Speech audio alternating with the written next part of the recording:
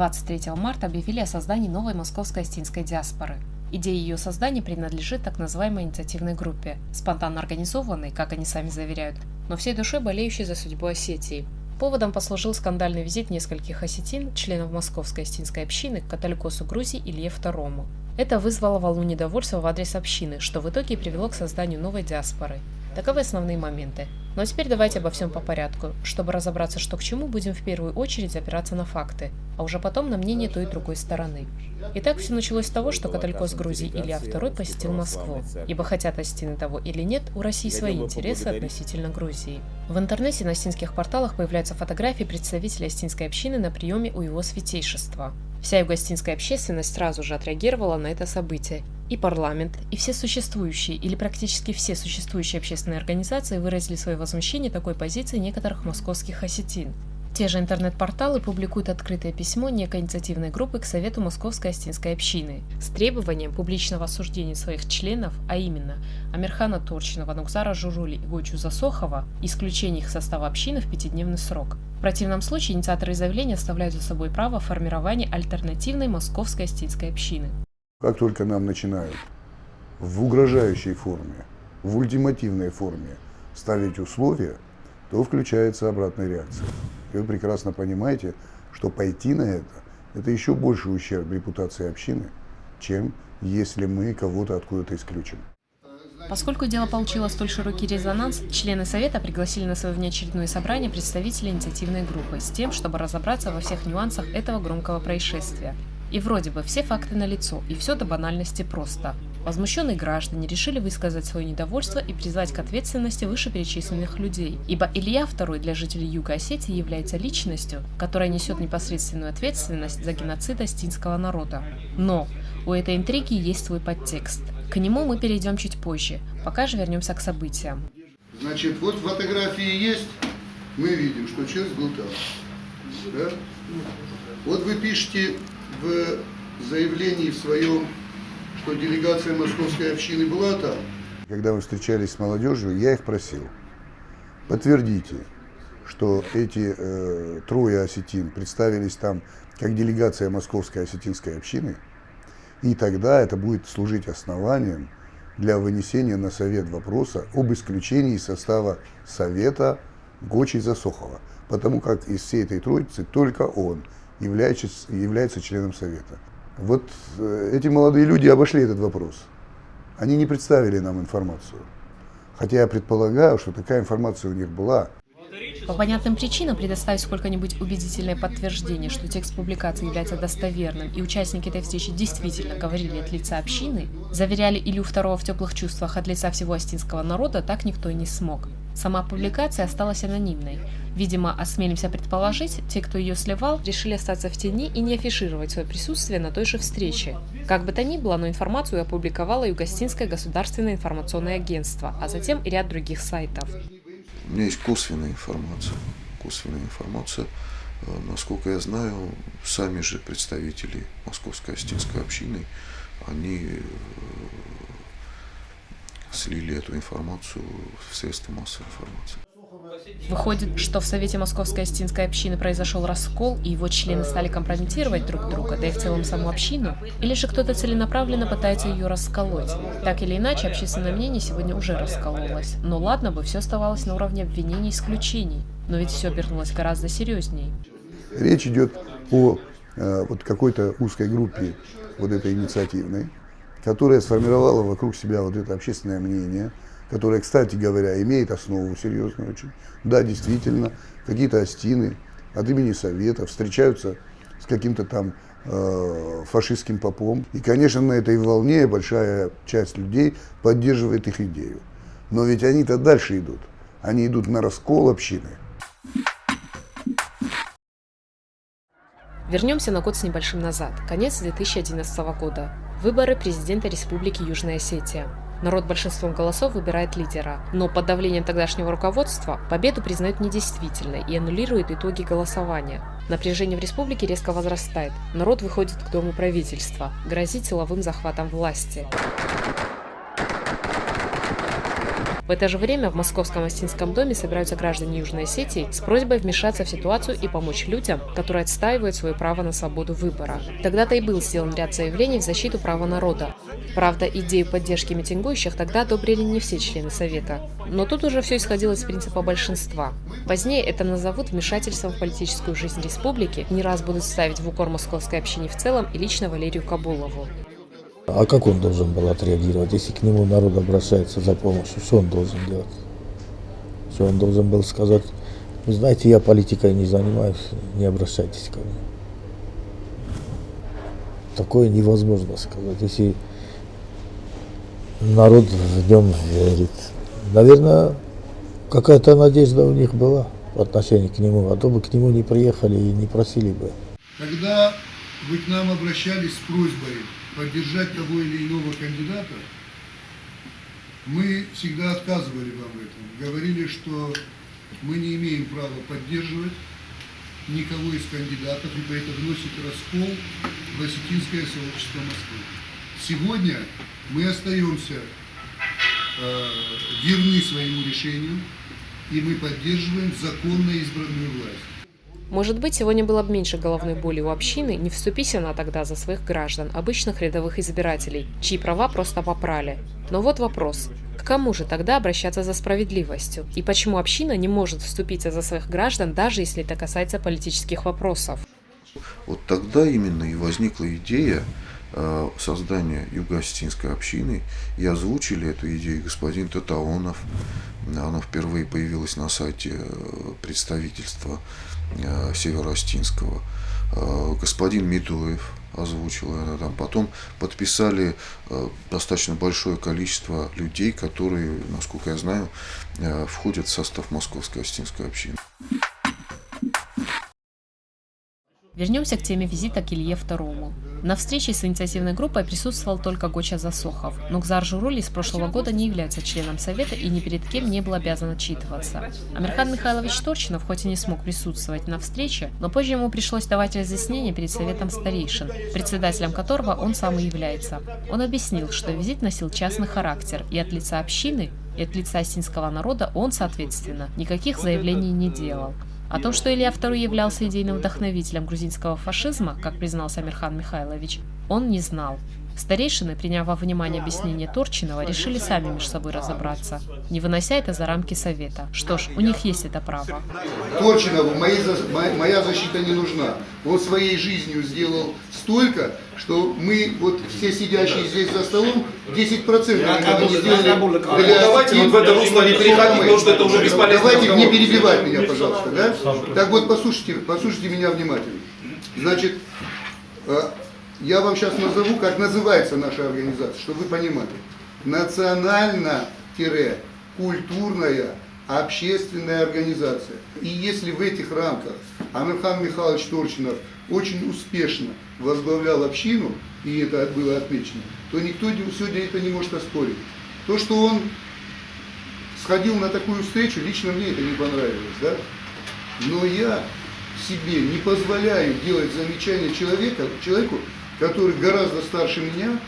Я про Амирхана Михайловича Торчинова. Илья тоже старше вас, гораздо больше. Чего? Илья тоже гораздо старше вас. Илья мне никто.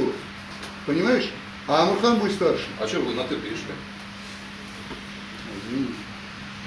Я в начале разговора всем разрешил называть меня Валерой. Любой диалог, который они начинают, он направлен на деструктив.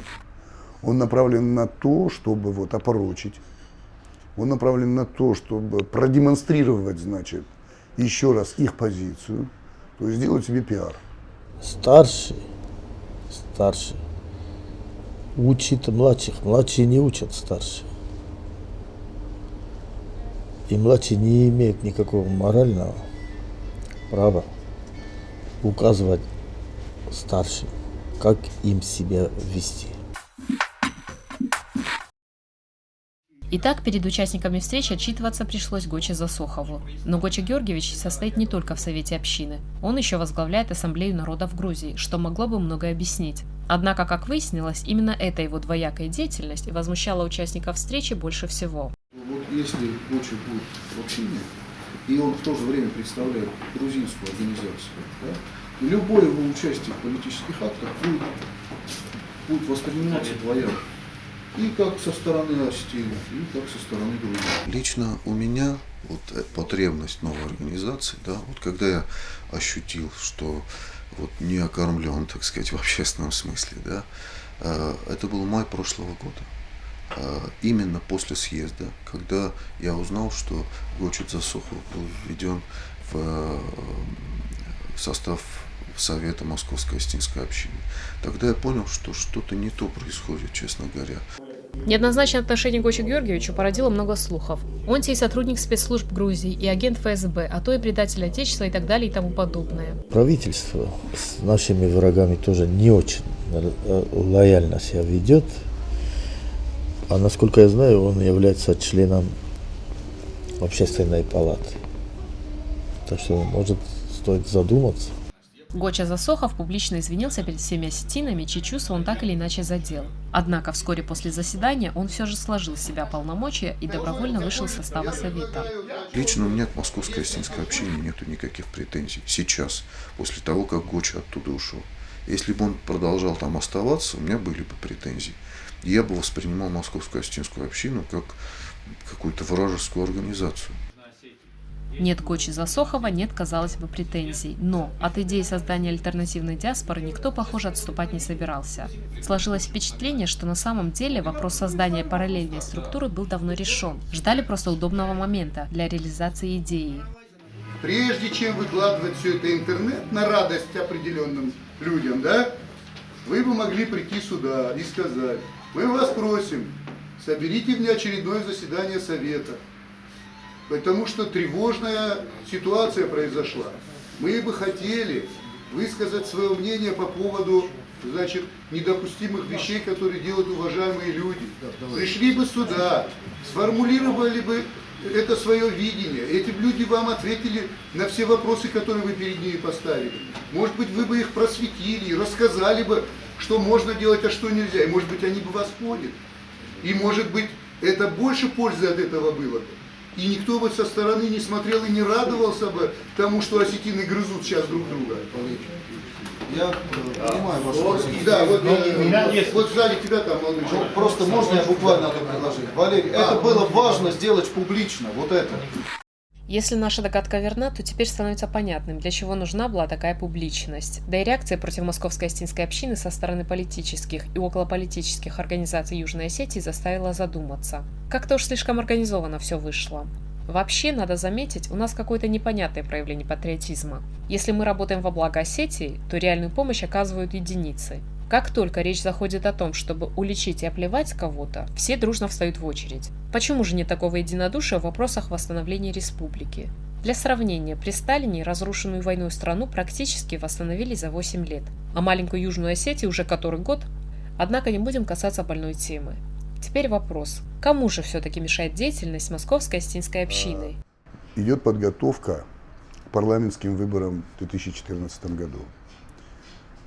Наверное, всем известно, что в 2011 году, когда Московская Осетинская община заявила свою твердую гражданскую позицию в поддержку честных выборов в Республике Южная Осетия, в поддержку волеизъявления народа, то вот эти вот люди, проигравшие, они четко себе понимали ту роль, которую в этом проигрыше и в результатах этих сыграла Московская Осетинская община. Это был серьезный стимул, серьезная поддержка народу Южной Осетии. Сегодня они такой ошибки допустить больше не хотят. Само собой напрашивается вопрос, и если все на самом деле так, то выходит, эти молодые ребята чья-то ширма? Я могу сказать, как формировалась наша инициативная группа. Она формировалась по методу цыганской почты. Мне просто позвонили ребята. Вот, то есть из той группы, которая пришла тогда в общину, я знал всего лишь 2 человек. Кто-то первый предложил, потому что всегда бывает в каком-то, так сказать, общественном деянии, всегда бывает некий, кто берет на себя роль инициатора. А здесь был инициатором кто выступил? Я не знаю, кто был инициатором, я могу сказать, кто мне позвонил. Я не считаю, я убежден, потому что это видно невооруженным глазом. Конечно, кто-то стоит за этим. Я догадываюсь, в чем там причина, но я не хочу на эту тему. Я ни одного из них никогда здесь вообще не видел. Ни одного. В списке инициативной группы есть пару ребят, которые, значит, бывали здесь в общине. Это руководитель землячества, бывший руководитель землячества МГИМО Димеев. Например, Амбарцумов Дима там в списке есть, да? Он был очень активным участником гуманитарной помощи, сбором там и так далее. Он молодец. И многие ребята там, которые есть, они по-настоящему патриотичные ребята. И по-настоящему от них было много пользы. Несомненно, у ребят, которые пришли на встречу, есть и другие претензии к деятельности общины. Я просто вижу, что достаточно большая часть московской осетинской общественности, она, ну, выражаясь религиозным языком, она не окормлена в общественном смысле. То есть она не чувствует, что вот у нее есть общественное представительство здесь, в Москве. Во всяком случае, такое представительство, которое могло бы представлять их общественные интересы. Были и конкретные претензии. Например, история с портретом известного осетинского просветителя, которому суждено было стать портретом раздора. باید مخ استیس مخ مباشه دستم شال در یولر توی فالر دیگر در مخ است در سکیم والای من زاختم شمای زدن هم پستای پورتریت فارس ما سوارم یوان والغزون گبراتی پورتریت نخود تک شمای رو بخرسم سماخی از زاختات نه ادامه ما هیات بیرفت شگاتی رستونه در زاخت تو مخ تا بردم شاید نیستم من گوشه رسته گاستارت университет высшая школа экономики будут до ноль больше досли паста то есть здесь им создались такие условия, можно говорить, так что Ордамса нищится на привлеку. То есть это стало для них мертвой площадкой. У диаспоры были проблемы посложнее. И, может, они имели неосторожность упустить такой момент, чтобы обратить существенное внимание на это. Но это не значит, что если такое имело место, младшим позволительно все.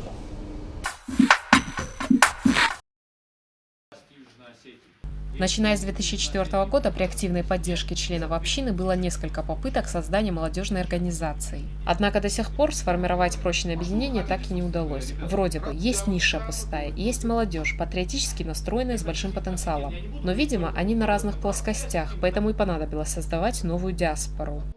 В таком случае у меня такое предложение. Давайте будем создавать диаспоры по фамилии.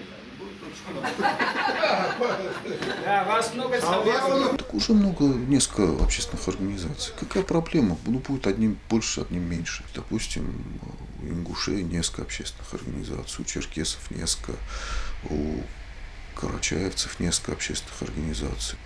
Какая проблема? Я не понимаю.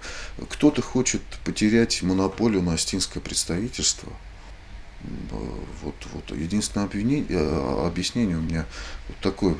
Ну что, давайте коллегиально работать и представлять осетин в Москве. У каждого из них, который сюда пришел, уже есть по одной организации политической. Они сами, когда себя представляли, один представил себя лидером международного общественного движения «Возрождение», второй, значит, Иры Шомбон.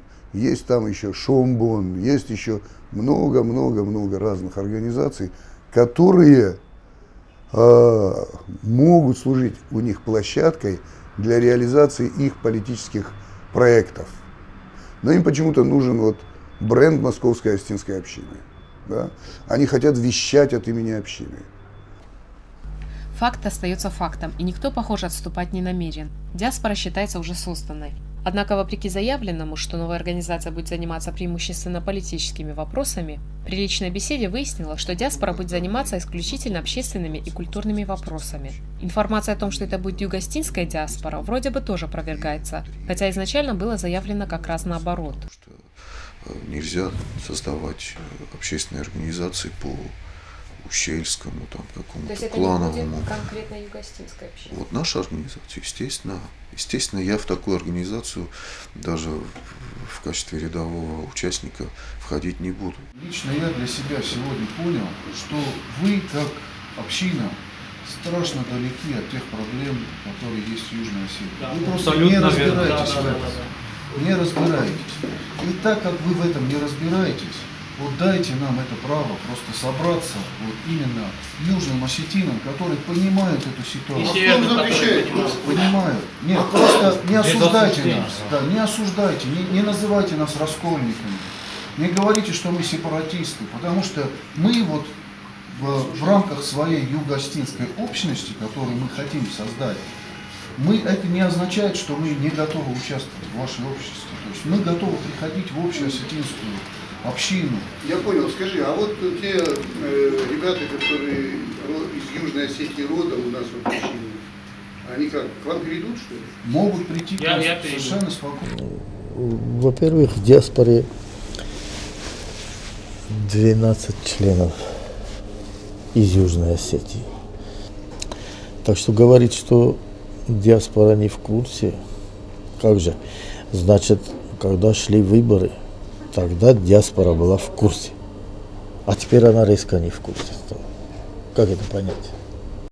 В этой борьбе амбиций и идей не может быть победивших. В любом споре всегда бывают виноваты обе стороны. Кто-то в большей степени, кто-то в меньшей. А проигравшие известны заранее – Осетия и осетины. Точку же в этом деле поставит время. Самый справедливый и мудрый судья. Мы не боимся, что кто-то создаст какие-то общины. Мы никому не препятствуем. Мы даже это не осуждаем. Если вы создадите хоть 15 общин, и они окажут какую-то пользу осетинам, хвала. И напоследок о воспитании. Много было возмущений по поводу того, что молодежь упрекнули в незнании этических норм поведения. Судите сами и сами делайте выводы. Вы знаете, кто такой Амархан? И мы вот все вместе. Понимаешь, я закончил университет, я начал с ними работать. Спасибо тебе большое. Вот как ты вот такое сказать? И власть. Ты знаешь, кто такой Амархан Турчин? Я такой же человек. И выше, чем я тоже. И Получается, до сих пор ему можно ходить всего увидеться с семьей, а мне... Представьте, я в семью пойду. Ты вообще, да никто не заметит. все уважают. Ты никто не заметит. Значит, я говорю, послушай, я говорю, ты знаешь, говорю, кто такой Амархан Турчинов? Он говорит, а Амархан Турчинов, знаете, кто такой я? Магар, нечто Магар.